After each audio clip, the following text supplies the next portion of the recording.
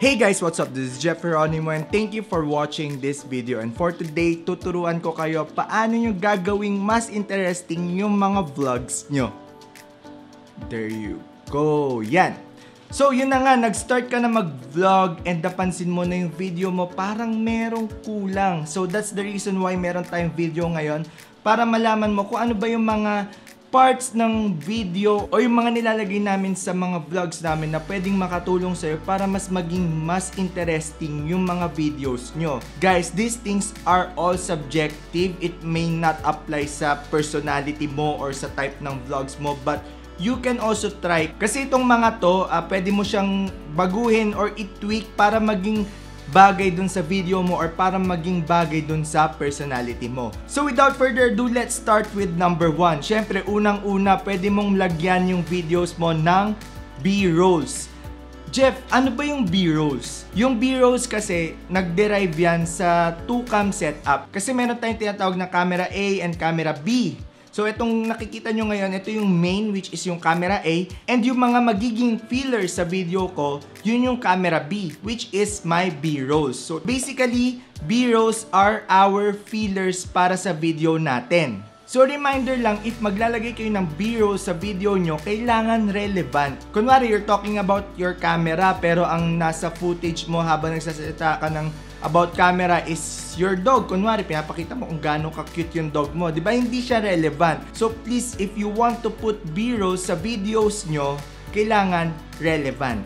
And also, lagi nating tatandaan na ang B-roll, it helps our audience na maintindihan kung ano yung gusto nating iparating. So yun yung goal, kaya tayo naglalagay ng B-roll para mas ma-explain natin kung ano yung gusto nating sabihin sa mga viewers or audience natin. So for our number 2, let's put background music in our videos. Again, this is subjective. If your personality is more of serious or talagang gusto mo ng mga raw videos, raw vlogs na walang background music, please go ahead. But you can also try putting background music sa mga videos mo para mas maging interesting, energetic yung kakalabasan ng mga vlogs mo. For example, your content is an ASMR content. Syempre, hindi naman natin lalagyan ng background music para mas ma-feel ng viewers natin yung tunog talaga ng ginagawa natin. Pero if you're like me na, eto, nagsasalita ako sa harap nyo, tas walang audio, di ba medyo parang boring? Pero once na nilagyan natin ng upbeat music like this one, di ba medyo okay na, masarap na siyang pakinggan. So for our number 3, overlays. Madalas nyo makita to sa mga vlogs ko, sa mga video ko, sa mga tutorial videos ko. Meron akong nilalagay na overlay. It might be animated or slideshow or something like photo. Basta pwede ka maglagay ng overlay para lang tong B-roll mo. It also helps your audience na mas maintindihan kung ano ba yung ini-explain mo, ano ba yung sinasabi mo. So, if you want to make your video more interesting and more catchy or mas maintindihan ng viewers mo, put some overlays kasi mas makakapag-take down notes sila once na nakita nila yung mga gusto mong i-highlight or gusto mong iparating. For our number 4, put some sound effects. Lalo kapag comedic or talagang medyo nakakatawa yung content mo, mas nakakatulong to para mas mapatawa mo pa or mas ma-entertain mo pa yung mga viewers mo. And also, if you want to produce like cinematic footages or mga cinematic transition, these sound effects might help those transition na mas maging okay or mas maging tama siya panoorin. Kasi di ba minsan kapag nakita natin yung transition tapos walang sound effects, di ba parang may kulang? Kaya you might want to put sound effects once na merong mga transition, pero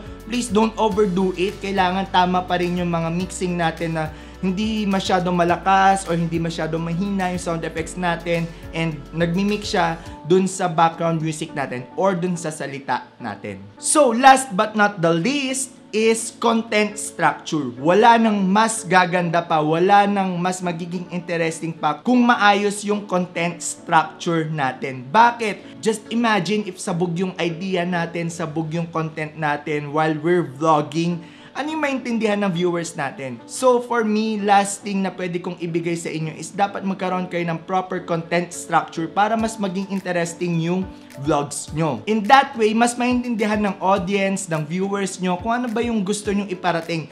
Kung mapapansin nyo, lahat ng to, it will help your story to be more understandable or to be more easy to watch. Kasi yun yung goal natin para mas ma-entertain na hindi mapapansin ng mga viewers natin. Tapos na pala yung video natin. So, for our last thing, please construct your content properly. Hindi naman kailangan super perfect na organized content.